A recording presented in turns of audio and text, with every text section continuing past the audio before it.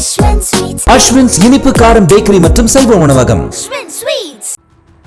வீதிதோறும் மேடையிட்டு தொண்டை வற்ற முழக்கமிட்டு ரத்தம் சிந்த அடியும் பட்டு அதிகாரம் எதிர்த்து சிறையும் பட்டு உருவான தலைவர்கள் முளைத்திட்ட இந்த மண்ணில் தரையில் கால் படாமலும் நெற்றி வியர்வை சிந்தாமலும் எலைட் அரசியலை செய்ய ஒரு தலைவர் உருவாகியிருப்பதாக நடிகர் விஜயை பலரும் விமர்சித்து வருகின்றனர்.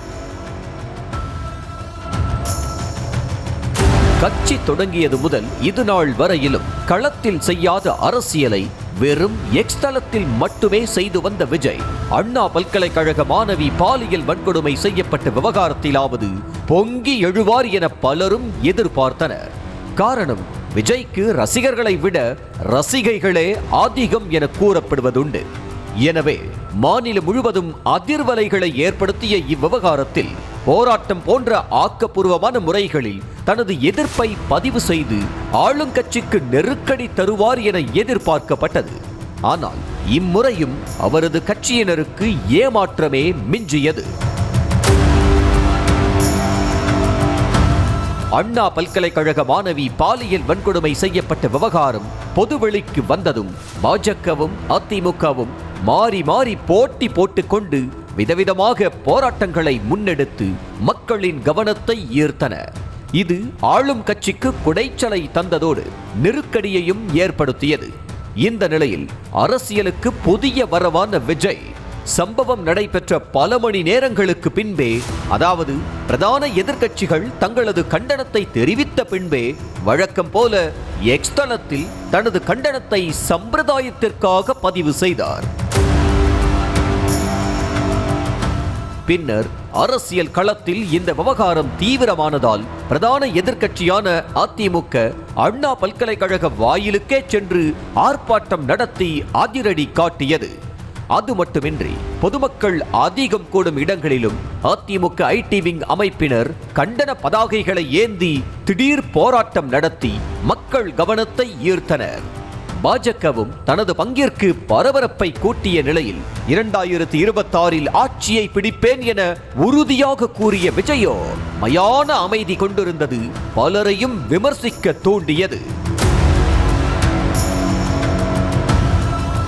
சம்பவம் வெளிச்சத்திற்கு வந்து சில நாட்களுக்கு பின்னர் விழித்துக் கொண்ட நடிகர் விஜய் தமிழ்நாடு பெண்களுக்கு என ஒரு கடிதத்தை வெளியிட்டார். அந்த கடிதத்தை அனைத்து பெண்களுக்கும் வழங்கிட வேண்டும் என்றும் கட்சியினருக்கு உத்தரவிட்டிருந்தார். அதற்கான ஏற்பாடுகள் நடந்து கொண்டிருந்த போதே ஆளுநர் RN ரவியை சந்திக்க ராஜ்பவனுக்கு விஜய் சென்றார். இதுவரை களத்திற்கே வராத விஜய் முதல் முறையாக நேரடியாக ஒரு விவகாரத்தில் தலையிட்டது பலருக்கும் வியப்பை ஏற்படுத்தியதுடன் அடுத்து அவர் என்ன செய்ய போகிறார் என்ற எதிர்பார்ப்பு எழுந்தது.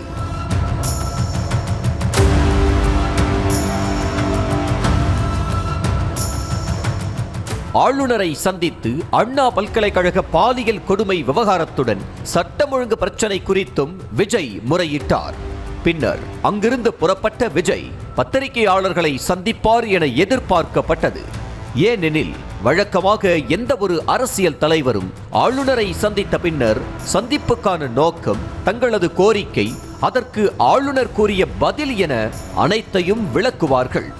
ஆனால் தவேக தலைவர் விஜயோ படப்பிடிப்பில் செய்வதைப் போல காரிலிருந்து இறங்கி செய்தியாளர்களுக்கு டாட்டா காண்பித்துவிட்டு புறப்பட்டு சென்றார்.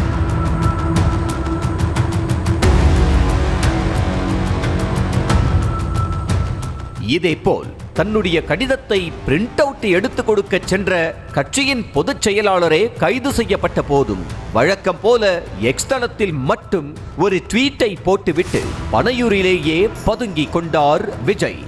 தனது கட்சிக்காரர்களுக்கே களத்திற்கு வராத விஜய் நாளைக்கு மக்களுக்காக எப்படி களத்தில் வந்து வேலை செய்வார் என்ற கேள்வியும் அனைவரிடத்திலும் எழுகின்றது.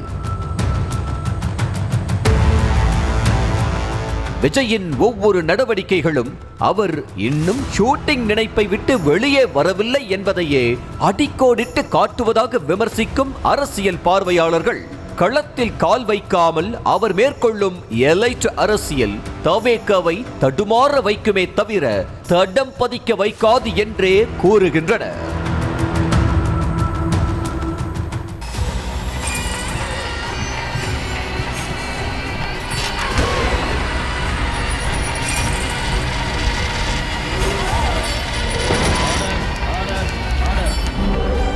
நிகழ்தகவு, குற்றங்களின் மறுபரிமாணம். நாள்தோறும் இரவு 10 மணிக்கு இணைந்திருங்கள் நமது நியூஸ் தமிழ் தொலைக்காட்சியோடு.